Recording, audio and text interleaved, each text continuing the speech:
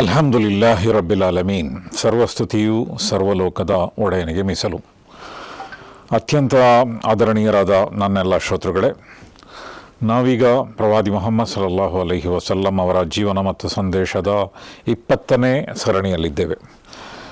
ಕಳೆದ 19ನೇ ಸರಣಿಯಲ್ಲಿ ಪ್ರವಾದಿ ಮುಹಮ್ಮದ್ ಸಲ್ಲಲ್ಲಾಹು ಅಲೈಹಿ ವಸಲ್ಲಮರಿಗೆ ನೀಡಲಾಗಿದ್ದಂತಹ ಒಂದು ವಿಶೇಷವಾದಂತಹ ಪ್ರವಾಸ, ಅದು ಗಗನಾರೋಹಣವಾಗಿತ್ತು. ಆ ಗಗನಾರೋಹಣದಿಂದ ಅವರೋಹಣ, ಅಲ್ಲಿಂದ ಕೆಳಗಿಳಿಗೆ ಇಳಿದು ಬರುವಾಗ ಸಂಭವಿಸಿದಂತಹ ಘಟನೆಗಳು, ಅವರಿಗೆ ಮರಣಾನಂತರ ಬೇರೆ ಬೇರೆ ವ್ಯಕ್ತಿಗಳಿಗೆ ಎಂತಹ ಶಿಕ್ಷೆ ನೀಡಲಾಗುತ್ತದೆ ಎಂಬುದನ್ನು ಉದಾಹರಣೆಯ ರೂಪದಲ್ಲಿ ಅವರಿಗೆ ತೋರಿಸಲಾಯಿತು. ಇತ್ಯಾದಿ ವಿವರಗಳನ್ನು ನಾವು ಕಂಡುಕೊಂಡೆವು. ಅದೇ ರೀತಿಯಲ್ಲಿ ಮಸ್ಜಿದುಲ್ ಅಕ್ಸಾ ಅಥವಾ ದೂರದ ಮಸೀದಿ, ಪ್ರವಾದಿ ಮುಹಮ್ಮದ್ ಸಲ್ಲಲ್ಲಾಹು ಅಲೈಹಿ ವಸಲ್ಲಂ ಮಸ್ಜಿದುಲ್ ಹರಾಮ್ನಿಂದ, ಇರುವಂತಹ ಮಸ್ಜಿದುಲ್ ಹರಾಮ್ನಿಂದ ಫಲಸ್ತೀನ್ ಅಥವಾ ಮಸ್ಜಿದುಲ್ ಅಕ್ಸಾ, ಫಲಸ್ತೀನ್ನಲ್ಲಿರುವಂತಹ ಮಸ್ಜಿದುಲ್ ಅಕ್ಸಾ ಅಂತ ಹೇಳಿದರೆ ದೂರ, ಮಸ್ಜಿದ್ ಅಂತ ಹೇಳಿದರೆ ನಮಾಜ್ ಮಾಡುವಂತಹ, ಸಾಷ್ಟಾಂಗ ಎರಗುವಂತಹ ಸ್ಥಳ, ದೂರದಲ್ಲಿದ್ದಂತಹ ಸಾಷ್ಟಾಂಗ ಎರಗುವಂತಹ ಸ್ಥಳ, ಅದು ಫಲಸ್ತೀನ್ನ ಮಸ್ಜಿದುಲ್ ಅಕ್ಸಾ ಆಗಿದೆ. ಅಲ್ಲಿಯವರೆಗೆ ಪ್ರವಾದಿ ಮುಹಮ್ಮದ್ ಸಲ್ಲಲ್ಲಾಹು ಅಲೈಹಿ ವಸಲ್ಲಮರು ನೆಲದ ಯಾನ ಮಾಡಿದರು. ಅದನ್ನು ಅಲ್ ಇಸ್ರಾ ಎಂದು ಹೇಳಲಾಗುತ್ತದೆ. ಅನಂತರ ಆಕಾಶಲೋಕದ ಯಾನ, ಅದನ್ನು ಅಲ್ ಮೆಅರಾಜ್ ಎಂದು ಹೇಳಲಾಗುತ್ತದೆ.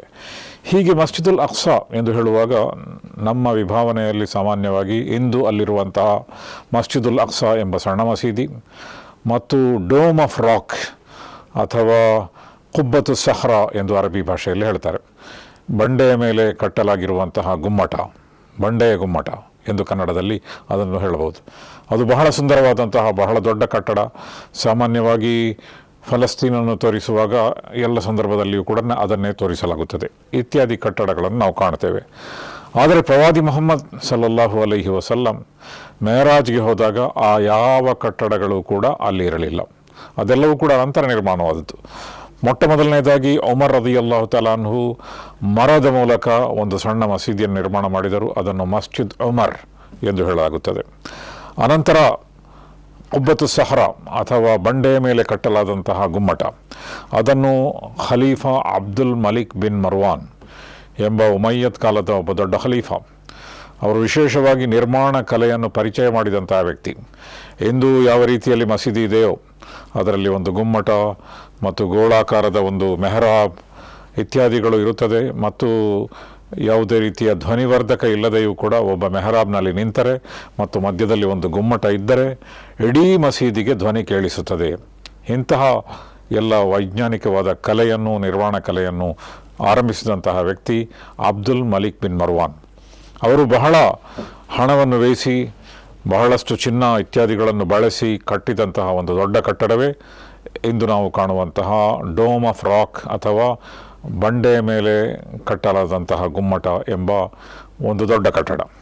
ಅದೇ ರೀತಿಯಲ್ಲಿ ಮಸ್ಜಿದುಲ್ ಅಕ್ಸಾ ಎಂಬುದು ಆ ದೊಡ್ಡ ಕಟ್ಟಡ ಅಲ್ಲ, ಅದರ ಹತ್ತಿರದಲ್ಲಿರುವಂತಹ ಇನ್ನೊಂದು ಮಸೀದಿ, ಅದನ್ನು ಅವರ ಮಗನಾದಂತಹ Khalifa Abdul Malik bin ಮರ್ವಾನ್ನ ಮಗನಾದಂತಹ Walid bin Abdul Malik bin ಮರ್ವಾನ್ ಅವರು ಅದನ್ನು ಕಟ್ಟಿದರು. ಹೀಗೆ ಈ ಸಂದರ್ಭದಲ್ಲಿ ಹಲವು ಸಣ್ಣ ಮಸೀದಿಗಳು ಮತ್ತು ಡೋಮ್ ಆಫ್ ರಾಕ್ ಅಥವಾ ಗುಮ್ಮಟದ ಕಲ್ಲಿನ ಮೇಲೆ, ಬಂಡೆಯ ಮೇಲೆ ಕಟ್ಟಲಾಗಿರುವಂತಹ ದೊಡ್ಡ ಗುಮ್ಮಟ ಇತ್ಯಾದಿಗಳು ಇರುವಂತಹ ಅನೇಕ ಕಟ್ಟಡಗಳನ್ನು ನಾವು ಕಾಣಬಹುದಾಗಿದೆ. ಅದೆಲ್ಲವೂ ಕೂಡ ಅನಂತರ ಬಂದಿರುವಂಥದ್ದು. ಇನ್ನು ಉಮರ್ ರದಿಯಲ್ಲಾಹು ತಆಲಾ ಅನ್ಹುರವರಿಗೆ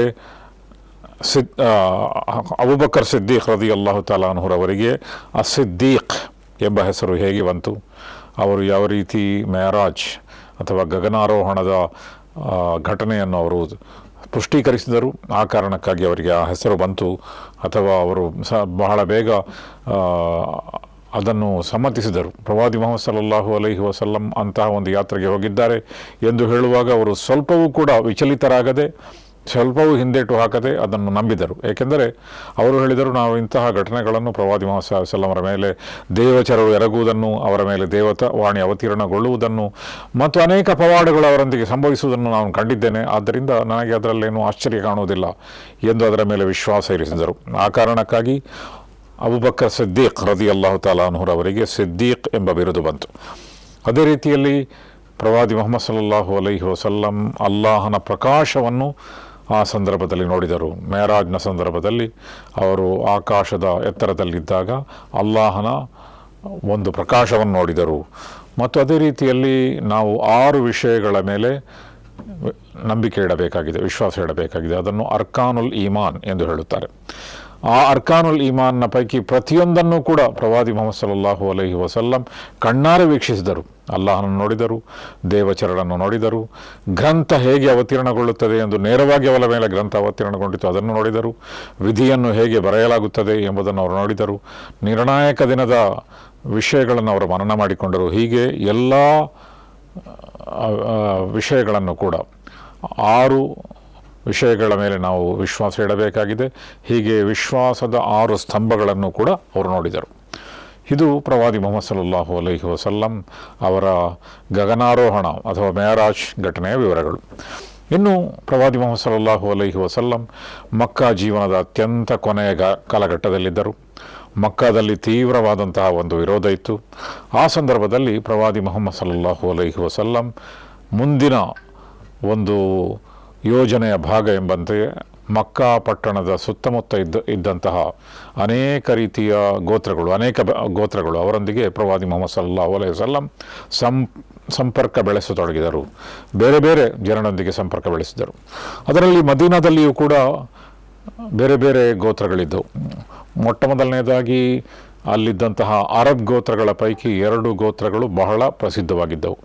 ಅವರ ಹೆಸರೇ ಔಸ್ ಮತ್ತು ಖಜ್ರಜ್. ಮೂರನೇದಾಗಿ ಯಹೂದಿಗಳು ಕೂಡ ಅಲ್ಲಿದ್ದರು. ಅವರ 3 ಗೋತ್ರಗಳಿತ್ತು. ಬನಿ ಕುರೈದ, ಬನಿ ಕೈನುಕ ಮತ್ತು ಬನಿ ನಜೀರ್ ಎಂಬಂತಹ ಒಂದು ಗೋತ್ರ ಇತ್ತು.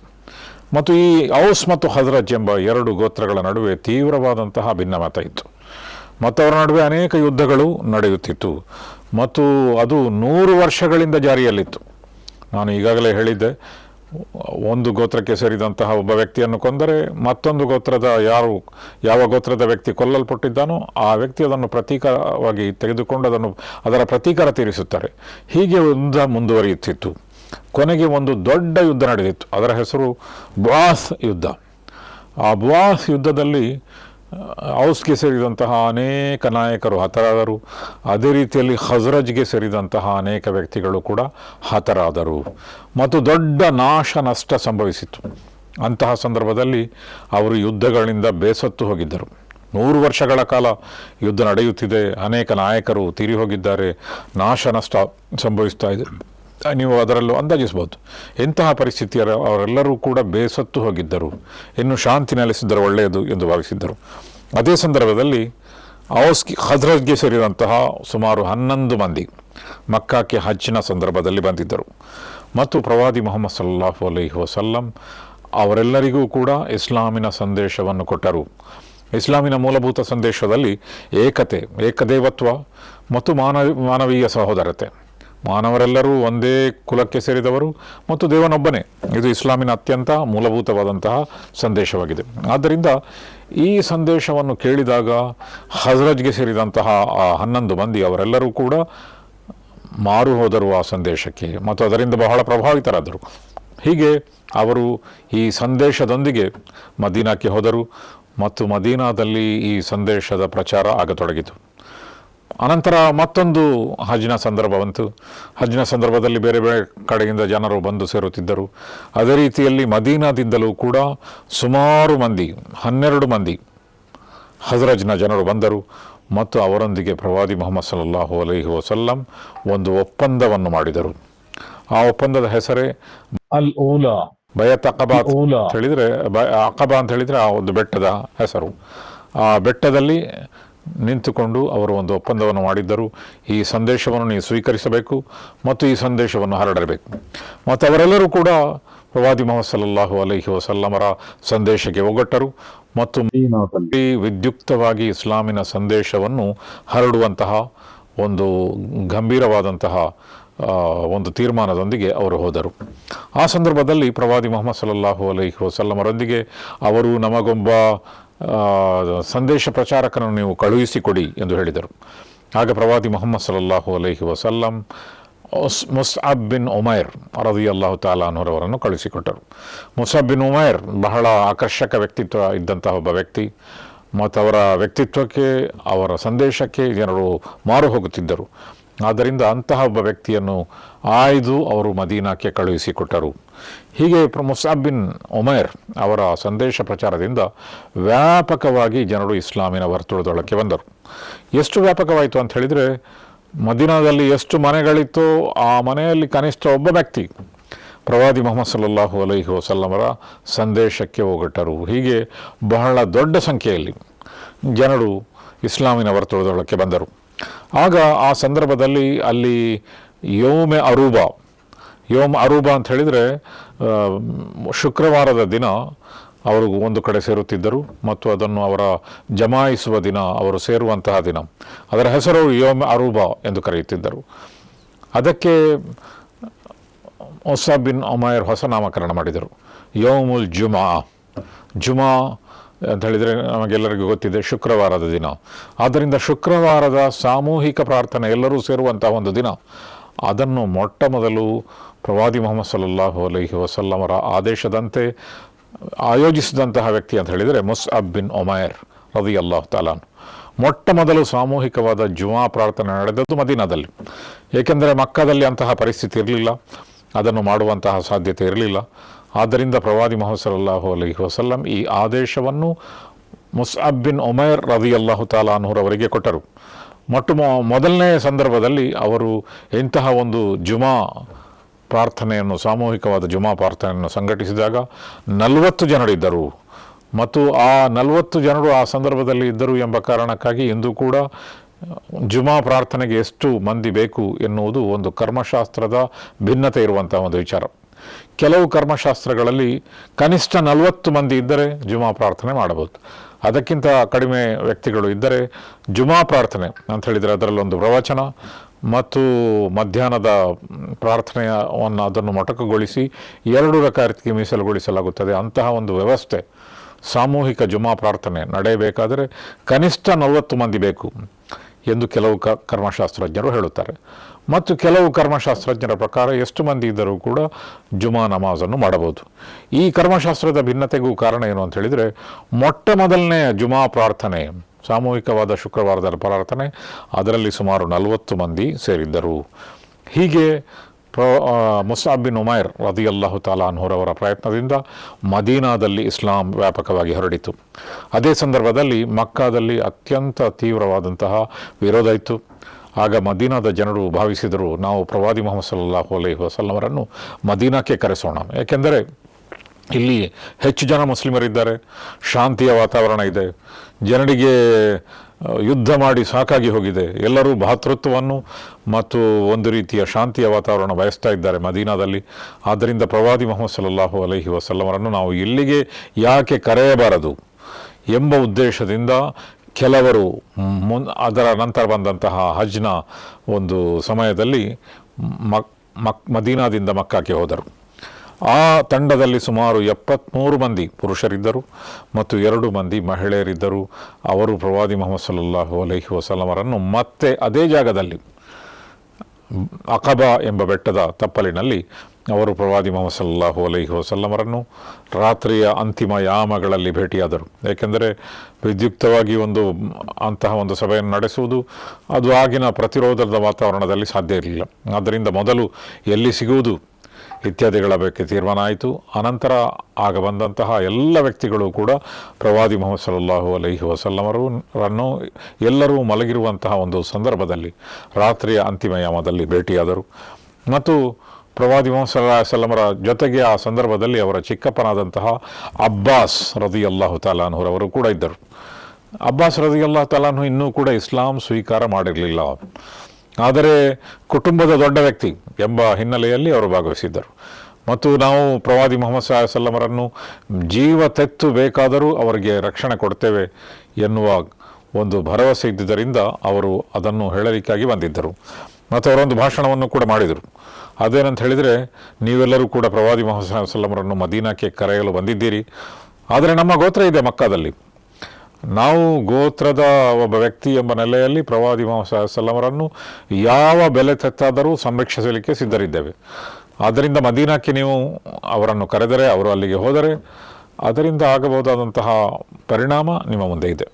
ಪ್ರತಿರೋಧ ಹೆಚ್ಚಬಹುದು. ಮತ್ತು ಅಂತಹ ಪ್ರತಿರೋಧದ ಸಂದರ್ಭದಲ್ಲಿ ಜೀವ ತೆತ್ತಾದರೂ ಕೂಡ ಪ್ರವಾದಿ ಮೊಹಮ್ಮದ್ ಸಲ್ಲಲ್ಲಾಹು ಅಲೈಹಿ ವಸಲ್ಲಮರಿಗೆ ಸುರಕ್ಷೆ ನೀಡುವಂತಹ ಸಂಪೂರ್ಣವಾದ ಖಾತ್ರಿ ನಿಮಗಿದ್ದರೆ ನೀವು ಕರೆಯಬಹುದು, ಇಲ್ಲದಿದ್ದರೆ ಅವರನ್ನು ಇಲ್ಲೇ ಬಿಟ್ಟು ಹೋಗಿ ನಾವಿದ್ದೇವೆ ಎಂದು ಹೇಳಿದರು. ಇಲ್ಲಿಯೂ ಕೂಡ ನಿಮಗೆ ಗೋತ್ರದ ಮೇಲ್ಮೆಯನ್ನು ಕಲಿಯಲಿಕ್ಕೆ ಸಾಧ್ಯ ಇದೆ. ಏಕೆಂದರೆ ಅಬ್ಬಾಸ್ ರದಿಯಲ್ಲಾಹು ತಆಲಾ ಅನ್ಹು ಇನ್ನೂ ಇಸ್ಲಾಂ ಸ್ವೀಕಾರ ಮಾಡಿರಲಿಲ್ಲ. ಆದರೆ ಗೋತ್ರದ ಮೇಲ್ಮೆಯ ನೆಲೆಯಲ್ಲಿ, ಗೋತ್ರದ ಹಿರಿಯ ವ್ಯಕ್ತಿ ಎಂಬ ನೆಲೆಯಲ್ಲಿ ಯಾವ ರೀತಿ ಅಬೂ ತಾಲಿಬ್ ಪ್ರವಾದಿ ಮೊಹಮ್ಮದ್ ಸಲ್ಲಲ್ಲಾಹು ಅಲೈಹಿ ವಸಲ್ಲಮರಿಗೆ ನೆರವಾದರೋ, ಮುಸ್ಲಿಮರಾಗಿಲ್ಲದೆ ಹೋದರೂ ಕೂಡ ಅವರು ಪ್ರವಾದಿ ಮೊಹಮ್ಮದ್ ಸಲ್ಲಲ್ಲಾಹು ಅಲೈಹಿ ವಸಲ್ಲಮರ ಬೆಂಬಲಕ್ಕೆ ಸದಾ ಟೊಂಕ ಕಟ್ಟಿ ನಿಂತಿದ್ದರು. ಅದೇ ರೀತಿಯಲ್ಲಿ ಅಬ್ಬಾಸ್ ರದಿಯಲ್ಲಾಹು ತಆಲಾ ಅನ್ಹು ಅನಂತರ ಇಸ್ಲಾಂ ಸ್ವೀಕಾರ ಮಾಡಿದ್ದು. ಆದರೆ ತನ್ನ ಗೋತ್ರದ ಸಂಬಂಧದ ಆಧಾರದಲ್ಲಿ ಅವರು ಪ್ರವಾದಿ ಮೊಹಮ್ಮದ್ ಸಲ್ಲಲ್ಲಾಹು ಅಲೈಹಿ ವಸಲ್ಲಮರಿಗೆ ಸಂಪೂರ್ಣ ಬೆಂಬಲ ಕೊಡಲು ಸಿದ್ಧರಿದ್ದರು.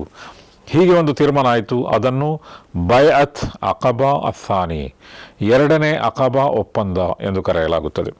ಆ ಒಪ್ಪಂದದ ಆಧಾರದಲ್ಲಿ ಪ್ರವಾದಿ ಮೊಹಮ್ಮದ್ ಸಲ್ಲಲ್ಲಾಹು ಅಲೈಹಿ ವಸಲ್ಲಂ ತಮ್ಮ ಎಲ್ಲ ಅನುಯಾಯಿಗಳಿಗೆ ಹಂತ ಹಂತವಾಗಿ ಮದೀನಾಕ್ಕೆ ಹೋಗಲು ಅನುಮತಿ ಕೊಟ್ಟರು. ಈ ಒಪ್ಪಂದ ನಡೆದದ್ದು ಯಾವಾಗ? ಇದು ಜುಲ್ಹಜ್ ತಿಂಗಳಿನಲ್ಲಿ 12ನೇ ತಿಂಗಳು, ಚಾಂದ್ರಮಾನ ಮಾಸದ 12ನೇ ತಿಂಗಳು ಜುಲ್ಹಜ್. ಯಾಕೆಂತ ಹೇಳಿದರೆ ಜುಲ್ಹಜ್ ತಿಂಗಳಿನಲ್ಲೇ ಹಜ್ ನೆರವೇರುತ್ತದೆ. ಮತ್ತು ಇವರೆಲ್ಲರೂ ಕೂಡ ಹಜ್ನಲ್ಲಿ ಸೇರುವಂತಹ ಒಂದು ನೆವನದೊಂದಿಗೆ ಬಂದಿದ್ದರು. ಅವರ ಉದ್ದೇಶ ಹಜ್ಗೆ ಬರುವುದಾಗಿರಲಿಲ್ಲ.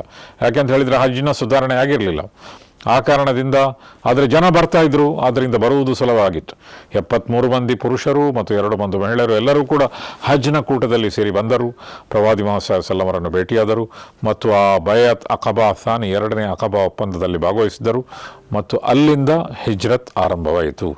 ಹೀಗೆ ಈ ಹಿಜ್ರತ್ನಿಂದ ಬೇಕಾದಷ್ಟು ಮಂದಿ ಹಿಜ್ರತ್ ಮಾಡಲು ಹೋದರು. ಹಿಜ್ರತ್ ಮಾಡಿ ಮಕ್ಕಾದಿಂದ ಮದೀನಾಕ್ಕೆ ವಲಸೆ ಹೋದರು. ಮತ್ತು ಔಸ್ ಮತ್ತು ಹಜ್ರಜ್ ಉಳಿದಂತಹ ನಾಯಕರು, ಅವರಿಬ್ಬರೂ ಕೂಡ ಇಸ್ಲಾಂ ಸ್ವೀಕಾರ ಮಾಡಿದರು. ಈ ಎರಡು ದೊಡ್ಡ ಗೋತ್ರಗಳ ದೊಡ್ಡ ನಾಯಕರು ಅವರು ಇಸ್ಲಾಮಿನ ವರ್ತುಳದೊಳಕ್ಕೆ ಬಂದುದರಿಂದ ಸಹಜವಾಗಿಯೇ ಅವರ ಹಿಂಬಾಲಕರೆಲ್ಲರೂ ಕೂಡ ಇಸ್ಲಾಂ ಸ್ವೀಕಾರ ಮಾಡಿದರು. ಹೀಗೆ ಮದೀನಾದಲ್ಲಿ ಇಸ್ಲಾಂ ಬಹಳ ವ್ಯಾಪಕವಾಗಿ ಬೆಳೆಯಿತು. ಇದರಿಂದ ಒಂದು ದೊಡ್ಡ ಪ್ರಯೋಜನ ಕೂಡ ಆಯಿತು. ಅದೇನಂತ ಹೇಳಿದರೆ, ಔಸ್ ಮತ್ತು ಹಜ್ರಜ್ ಅವರಿಬ್ಬರು ಕೂಡ ಪರಸ್ಪರ ಹೋರಾಡುವಂತಹ, ಪರಸ್ಪರ ದ್ವೇಷ ಸಾರುತ್ತಿದ್ದಂತಹ ವ್ಯಕ್ತಿಗಳಾಗಿದ್ದರು. ಮತ್ತು ಈ ದ್ವೇಷದ ಒಂದು ವಾತಾವರಣ ಸುಮಾರು 100 ವರ್ಷದಲ್ಲಿತ್ತು. ಆ 100 ವರ್ಷದಿಂದ ಅವರು ಪರಸ್ಪರ ಕತ್ತು ಕೊಯ್ಯುತ್ತಾ ಬಂದಿದ್ದರು, ದ್ವೇಷದ ವಾತಾವರಣದಲ್ಲಿದ್ದರು. ಆದರೆ ಇಸ್ಲಾಂ ಬಂದದ್ದೇ ತಡ, ಅವರಿಬ್ಬರೂ ಕೂಡ ಸಹೋದರರಾಗಿ ಮಾರ್ಪಟ್ಟರು. ದ್ವೇಷ ಕೊನೆಗೊಂಡಿತು, ಏಕತೆ ಮೂಡಿತು. ಇದನ್ನು ಪವಿತ್ರ ಕುರ್ಆನ್ ತನ್ನ 3ನೇ ಅಧ್ಯಾಯದ 103ನೇ ವಾಕ್ಯದಲ್ಲಿ ಹೀಗೆ ಹೇಳುತ್ತದೆ: ವಾತಸಿಮು ಬಿಹಬಲಿಲ್ಲಾಹಿ ಜಮೀಅನ್ ವಲಾ ತಫರ್ರಕು. ಅಲ್ಲಾಹನ ಪಾಶವನ್ನು ಅಥವಾ ಅಲ್ಲಾಹನ ಧರ್ಮವನ್ನು ಭದ್ರವಾಗಿ ಹಿಡಿದುಕೊಳ್ಳಿರಿ ಮತ್ತು ಅದರಲ್ಲಿ ಭಿನ್ನರಾಗದಿರಿ. ವದ್ಕುರು ನಿಅಮತಲ್ಲಾಹಿ ಅಲೈಕುಮ್. ನೀವು ಅಲ್ಲಾಹನ ಅನುಗ್ರಹವನ್ನು ಸ್ಮರಿಸಿರಿ, ನಿಮ್ಮ ಮೇಲೆ ದೇವನು ಮಾಡಿದಂತಹ ಅನುಗ್ರಹವನ್ನು ಸ್ಮರಿಸಿರಿ. ಇಜ್ ಕುಂತುಮ್ ಅದಾಅನ್, ನೀವಾದರೂ ಶತ್ರುಗಳಾಗಿದ್ದಿರಿ. ಔಸ್ ಮತ್ತು ಹಜ್ರಜ್ ದೊಡ್ಡ ಶತ್ರುಗಳಾಗಿದ್ದರು, ಪರಸ್ಪರ ಕತ್ತು ಕೊಯ್ಯುತ್ತಿದ್ದರು, ಬಹಳ ಜನ ಹತರಾಗಿದ್ದರು. ಅಂತಹ ಪರಿಸ್ಥಿತಿಯಲ್ಲಿ ನೀವಿದ್ದೀರಿ. ಫಅಲ್ಲಫ ಬೈನ ಕುಲೂಬಿಕುಮ್, ಅಲ್ಲಾಹನಾದರೂ ನಿಮ್ಮ ಹೃದಯಗಳನ್ನು ಜೋಡಿಸಿದನು. ಫಅಸ್ಬಹ್ತುಮ್ ಬಿನಿಅಮತಿಹಿ ಇಖ್ವಾನ, ಮತ್ತು ನಿಮ್ಮನ್ನು ತನ್ನ ವಿಶೇಷವಾದ ಅನುಗ್ರಹದ ಆಧಾರದಲ್ಲಿ ಸಹೋದರರನ್ನಾಗಿ ಮಾಡಿದನು. ಪರಸ್ಪರ ಕತ್ತು ಕೊಯ್ಯುತ್ತಿದ್ದಂತಹ ಮತ್ತು 100 ವರ್ಷಗಳಿಂದ ದ್ವೇಷದಲ್ಲಿ ಬಿದ್ದಿದ್ದಂತಹ 2 ಸಮುದಾಯ, ಅವರು ಪರಸ್ಪರ ಸಹೋದರರಾಗಿ ಮಾರ್ಪಟ್ಟರು. ಇದನ್ನು ಅಲ್ಲಾಹನು ನೆನಪಿಸುತ್ತಾನೆ. ಇದು ಅಲ್ಲಾಹನ ವಿಶೇಷವಾದ ಅನುಗ್ರಹ. ಈ ಅನುಗ್ರಹದ ಆಧಾರದಲ್ಲಿ ನೀವು ಪರಸ್ಪರ ಸಹೋದರರಾಗಿ ಮಾರ್ಪಟ್ಟಿರಿ.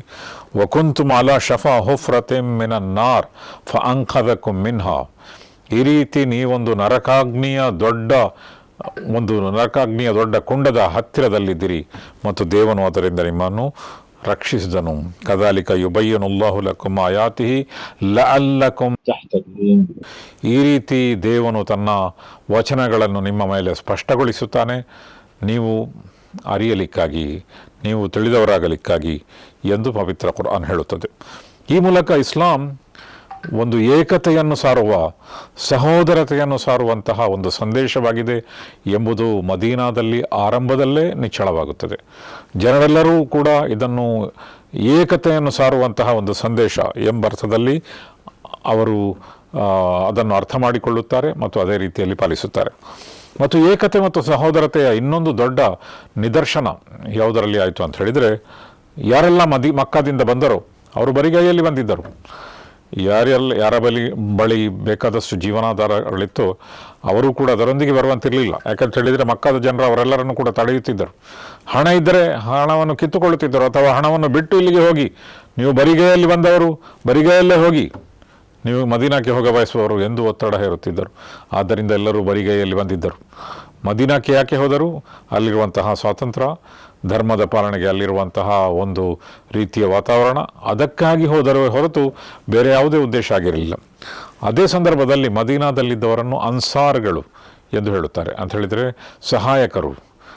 ಮಕ್ಕಾದಿಂದ ಮದೀನಾಕ್ಕೆ ಹೋದವರನ್ನು ಮುಹಾಜಿರ್ಗಳು ಅಂತ ಹೇಳಿದರೆ ವಲಸೆ ಹೋಗುವವರು. ಒಂದು ಕಡೆ ವಲಸೆ ಹೋದವರು, ಮತ್ತೊಂದು ಕಡೆ ಸಹಾಯ ಮಾಡುವವರು ಅನ್ಸಾರ್ಗಳು ಇದ್ದರು. ಆದ್ದರಿಂದ ಈ ಮದೀನಾದ ಅನ್ಸಾರ್ಗಳು ಅವರಿಗೆ ಎಲ್ಲ ರೀತಿಯಲ್ಲೂ ನೆರವಾದರು. ಎಲ್ಲಿವರೆಗೆಂದರೆ ತಮ್ಮ ಅವಶ್ಯಕತೆ ಇದ್ದರೂ ಕೂಡ ಅದಕ್ಕಿಂತ ಹೆಚ್ಚು ಪ್ರಾಶಸ್ತ್ಯವನ್ನು ಅವರು ತಮ್ಮ ವಲಸೆ ಬಂದಂತಹ ಸಹೋದರರಿಗೆ ಕೊಟ್ಟರು. ಮನೆಯ ಅರ್ಧ ಪಾಲು ಮಾಡಿದರು ಮತ್ತು ಅರ್ಧ ಪಾಲನ್ನು ಅವರಿಗೆ ಕೊಟ್ಟರು. ಹೀಗೆ ತನ್ನ ಬಳಿ ಏನಿದೆಯೋ ಅದೆಲ್ಲವನ್ನೂ ಕೂಡ ಪಾಲು ಮಾಡಿಕೊಟ್ಟರು. ಹೀಗೆ ಕುಟುಂಬದವರಿಗೆ ಪಾಲು ಮಾಡುವುದು, ಅದು ಕೂಡ ಸತ್ತ ನಂತರ ಪಾಲು ಮಾಡುವುದು, ಇದೆಲ್ಲವೂ ಕೂಡ ವಿಶ್ವದಲ್ಲಿ ನಡೆಯುತ್ತಿರುವಂಥದ್ದು. ಆದರೆ ಬದುಕಿರುವಾಗಲೇ ಬೇರೆಯವರನ್ನು ತನ್ನ ಸಹೋದರ, ವಿಶ್ವಾಸದಲ್ಲಿ ತನ್ನ ಸಹೋದರ, ಆದರ್ಶದಲ್ಲಿ ತನ್ನ ಸಹೋದರ ಸಹೋದರಿ ಎಂದು ಭಾವಿಸಿ ಅವರಿಗೆ ಎಲ್ಲದರಲ್ಲೂ ಪಾಲು ಕೊಡುವಂತಹ ಒಂದು ನಿದರ್ಶನ ಇಸ್ಲಾಮಿ ಇತಿಹಾಸದಲ್ಲದೆ ಬೇರೆ ಎಲ್ಲಿಯೂ ನಮಗೆ ಕಾಣಲಿಕ್ಕೆ ಸಾಧ್ಯ ಇಲ್ಲ. ಅದು ಎಷ್ಟು ಪ್ರಭಾವಪೂರ್ಣವಾದಂತಹ ಒಂದು ತ್ಯಾಗ ಆಗಿತ್ತು ಅಂತ ಹೇಳಿದರೆ, ಪವಿತ್ರ ಕುರ್ಆನ್ ಕೂಡ ಅದನ್ನು ನೆನಪಿಸುತ್ತದೆ ಮತ್ತು ಹೇಳುತ್ತದೆ, ಯೂಸಿರೂನ ಅಲ ಅಂಫುಸಿಹಿಂ ವಲೌ ಕಾನ ಬಿಹಿಂ ಹಸಾಸ. ಅವರು ತನಗೆ ಅವಶ್ಯಕತೆ ಇದ್ದರೂ ಕೂಡ ತಮ್ಮ ಸಹೋದರರಿಗೆ ಪ್ರಾಶಸ್ತ್ಯವನ್ನು ಕಲ್ಪಿಸಿದರು. ಹೀಗೆ ಮದೀನಾದಲ್ಲಿ ಮುಸ್ಲಿಮರ ಒಂದು ಹೊಸ ಕೂಟ ಅಲ್ಲಿ ಹೋಗಿ ನೆಲೆಸಿತು ಮತ್ತು ಮದೀನಾದಲ್ಲಿ ಇಸ್ಲಾಮಿನ ಆರಂಭ ಆಯಿತು. ಹೀಗೆ ಪ್ರವಾದಿ ಮುಹಮ್ಮದ್ ಸಲ್ಲಲ್ಲಾಹು ಅಲೈಹಿ ವಸಲ್ಲಂ ಅವರೂ ಕೂಡ ಮದೀನಾಕ್ಕೆ ವಲಸೆ ಹೋಗಲು ಒಂದು ರಂಗ ಸಜ್ಜಾಯಿತು. ಇದನ್ನು ನಾವು ಈ ಶೀರ್ಷಿಕೆಯಲ್ಲಿ ಕೇಳಿದ್ದೇವೆ, ಓದಿದ್ದೇವೆ, ತಿಳಿದುಕೊಂಡಿದ್ದೇವೆ. ಇನ್ನು ಮುಂದಿನ ಶೀರ್ಷಿಕೆಯಲ್ಲಿ ಪ್ರವಾದಿ ಮುಹಮ್ಮದ್ ಸಲ್ಲಲ್ಲಾಹು ಅಲೈಹಿ ವಸಲ್ಲಮರ ವಲಸೆಯ ಬಗ್ಗೆಯೂ ಕೂಡ ನಾವು ತಿಳಿದುಕೊಳ್ಳೋಣ. ಸರ್ವಸ್ತುತಿ ಸರ್ವಲೋಕದ ಒಡೆಯನಿಗೆ ಮೀಸಲು.